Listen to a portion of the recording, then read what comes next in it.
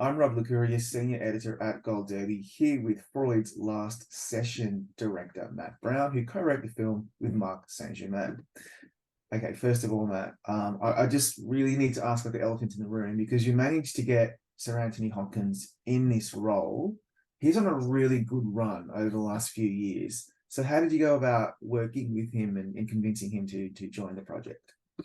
Um, well, it wasn't on the first attempt. 'Cause we tried. I mean, he was always the number one so far above, that I would pray and hope to ever want to do the film. And we took a shot. We took a shot, and he was in the midst of The Father at the time. And he's very when he really invests in something, he dives deep, and it just wasn't going to happen. Um, and I did some more work on the script for a while, and then we went back to him, and I guess the planets just aligned, and he said yes. And then you never know what to expect. I mean, when you get an opportunity to work with somebody that's so esteemed, like Tony is, and how they'll be, and what I didn't expect, and I just is how absolutely creatively generous and committed he is. It's otherworldly. I don't know if I'll ever experience that again. If I do, it'll be a miracle. But it's like, I mean, the amount of effort and time he put into preparing for the role. I mean, people just take it for granted, but he does so much work in advance, and he did so much on this from creating this grovelly voice that he worked on for about a month and a half, to just bringing a lifetime's worth of experience to this. I mean, he was alive at the beginning of World War II, so he was. We talked about experiences he had as a child during that time, and he just delved so much into his personal life and shared so much that I don't know. I was just it was an incredible experience, an education really. So it was wild. And then, I mean, on top of it, he's just a man of like so many different talents. I mean, he's an incredible painter, but he's also an incredible musician. So he was so generous, and as he's done on a few other films, he contributed music to this film that he composed. So when there's some of those scenes where there's music drifting in from the other courtyard, that's his music. That's him on the piano. But then the real big one was, we were filming the scene between Jodie and Liv, the Dorothy Anna finale of the movie, and I wanted to do a really long take, and I think it was Jodie was like, well, maybe we should have a little music here because this is holding the camera for a very long time. And we were like, well, yeah, that's a good idea. Let's try that. And I was trying to think of something, and then Tony comes up and he goes, well, how about this? And he opens up his iPhone, and in it is the Vienna Symphony Orchestra performing this Vienna waltz.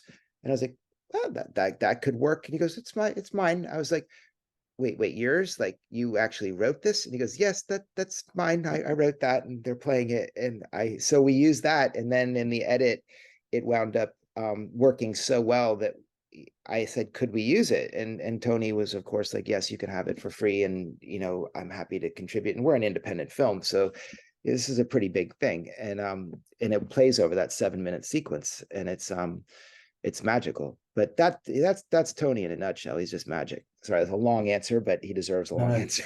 you just, honestly, this doesn't happen very often, but you just blew my mind with that story because I'm just going to admit to you flat out, I'm super jealous that you got to work with him because, as far as I'm concerned, he is the greatest actor of all time. I've always loved him ever since I was a boy, and he is so good in this.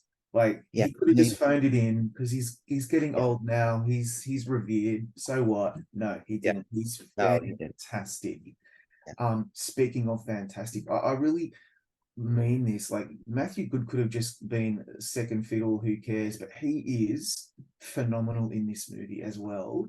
And Thank you. I'm Thank you. curious, like, what did you most value about collaborating with Matthew? Well, he's got as you'll see when you speak with him, he's got a wonderful sense of humor, and kindness. He's just a really nice person on top of being a phenomenal actor. But it does help when that's the case. And we're trying to do 7 pages a day at times with Tony, who's 85 years old, which is an incredible challenge. And he committed it all to memory and didn't use an earpiece, which should also blow your mind. I mean, he didn't use cue cards. I mean, he really, really, it was unbelievable. I hope all our minds work that well at that age, if we make it that far. So what was wonderful about Matthew was that he had no ego about this. He was just he wanted to be there, and he's such a smart, intuitive actor. He's so fast. He's brilliant, but he came to this in an open way to be. He let himself just be grounded and slow down and be in the moment. And he's an incredible listener.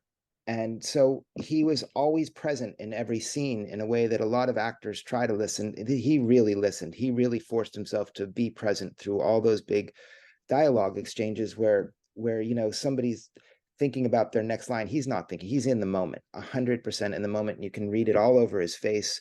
And that's just gold dust when you're directing and you have these kinds of scenes. You need to see that reaction where it's not like you're going back in the edit and saying, searching through hours to find a reaction. You never have to with Matthew. It's all there in the moment. And he brought that, and he brought the kindness as well, as I mentioned, which was a big deal to create a safe place so that both he and Tony could feel like they could make mistakes, they could fall down, they could try things that with a different kind of an attitude. I don't know if Tony would have been open to trying, such as the Sieg Heils and different things that he tried to put in. And it takes a generosity of spirit to allow that space, and Matthew did that. And he brought his own talents. So yeah, they were great together. They really were. But like it really exceeded my expectations. And I tell you what else I was really excited about. This shows you how much of a film nerd I have become. But to me, like Luciana Arrighi is one of the best artists in the world, right? And her production design in this is just like off the charts. Isn't it incredible?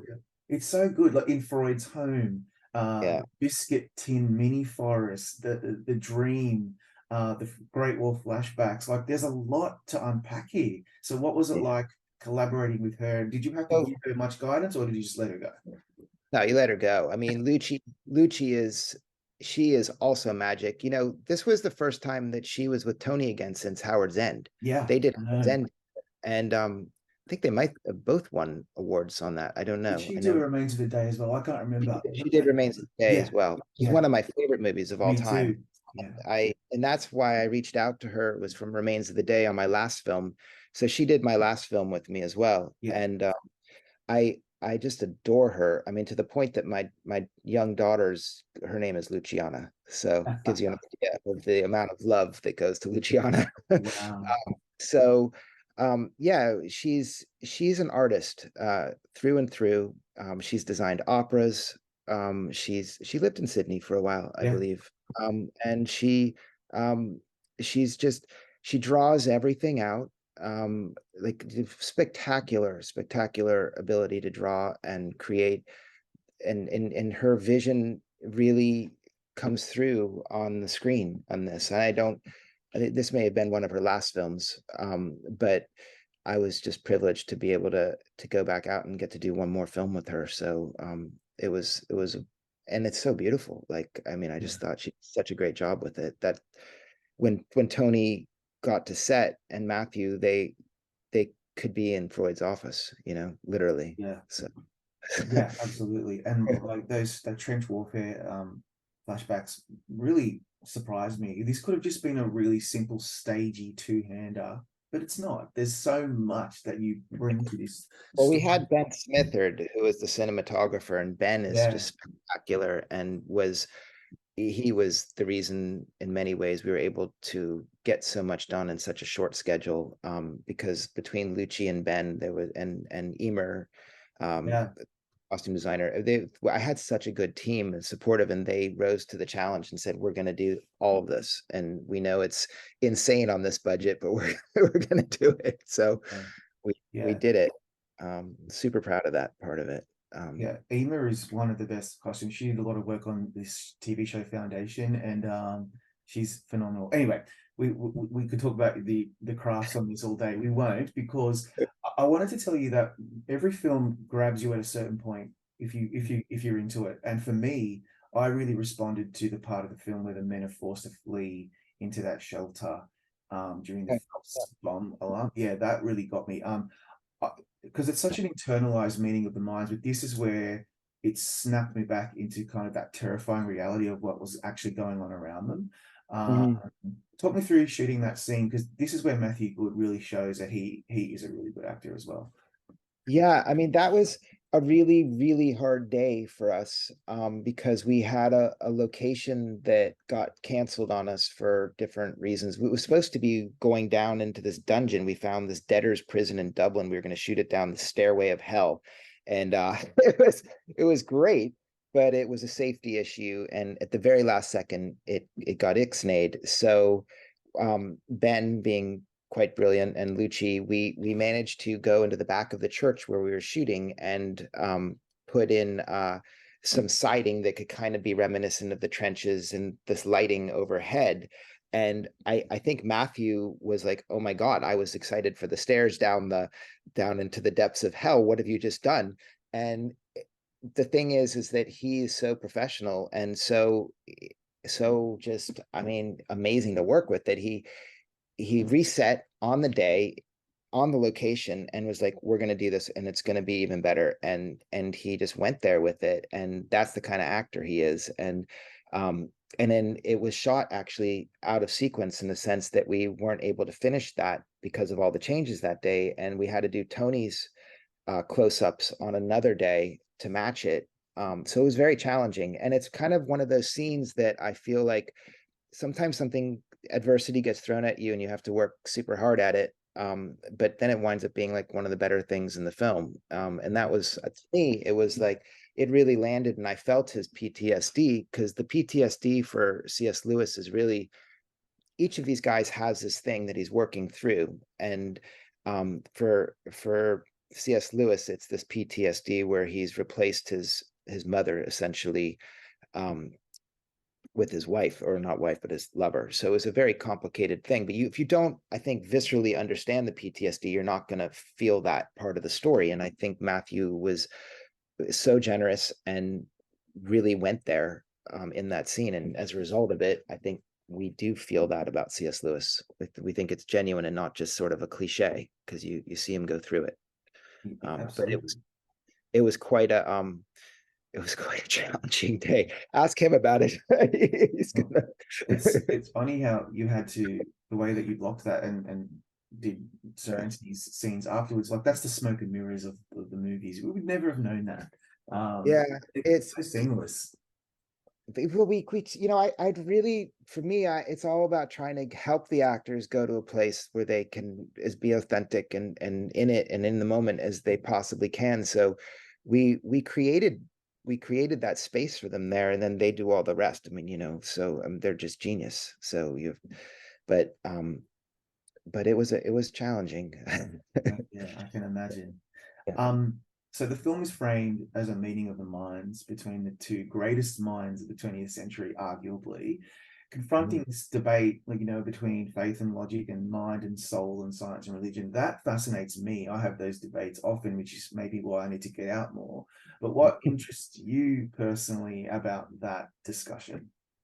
I just feel like we live in such a polarized society right now, where everyone's in their tribe. And I thought that about 5 years ago when this first started, and now I feel like it's that on steroids. And I just feel like it's not in the best interest of human evolution. I think there needs to be conversation. I think that people need to be able to have a modicum of respect, where you can try to listen to the other side, and maybe they might have something to offer, even if you don't agree totally with everything. There might be something. And I think, to me, that's what drew me into this. And I believe that science and religion, or call it spirituality or God or whatever you want to do, they don't have to be enemies. We don't have to completely negate the other. I mean, it goes back to Descartes, I think. And it's been a bad time for science and spirituality or religion. And my feeling is that they're not. I mean, I said this quote that I butchered last night and at a screening, and I'll probably butcher it again now, but it's that science without religion is lame, and religion without science is blind. And that quote is by Albert Einstein, and he said that. So it goes to show that, maybe the greatest scientist of all time in our modern era was cognizant of the fact that they didn't have to be enemies. And I think the more you get into quantum physics, which is a whole other subject, you might see that the two intertwine at different times. But I wasn't trying to push a philosophical bent to anybody on this. I wanted it to be very even, in that you could come out of this and you could debate who won an argument, sure, but we don't know. None of us know. Freud didn't know. Lewis doesn't know, because we're not dead and we haven't come back. So Right. it's like, so we can talk about it and we don't have to hate each other while we do it, So Yeah. It's I it's hope. it's a huge achievement because my instinct, I'm not an artist, would have been to take a side, because of my own personal bias. And I love how this film doesn't. And Thank you. throughout the film, I'm going back and forth, which is very uncomfortable for me. But still, that's what happens when you immerse yourself in art. On that note, Matt, thank you for your time today, and Thank you. congratulations on a great movie. I really appreciate it. Thanks for talking about it.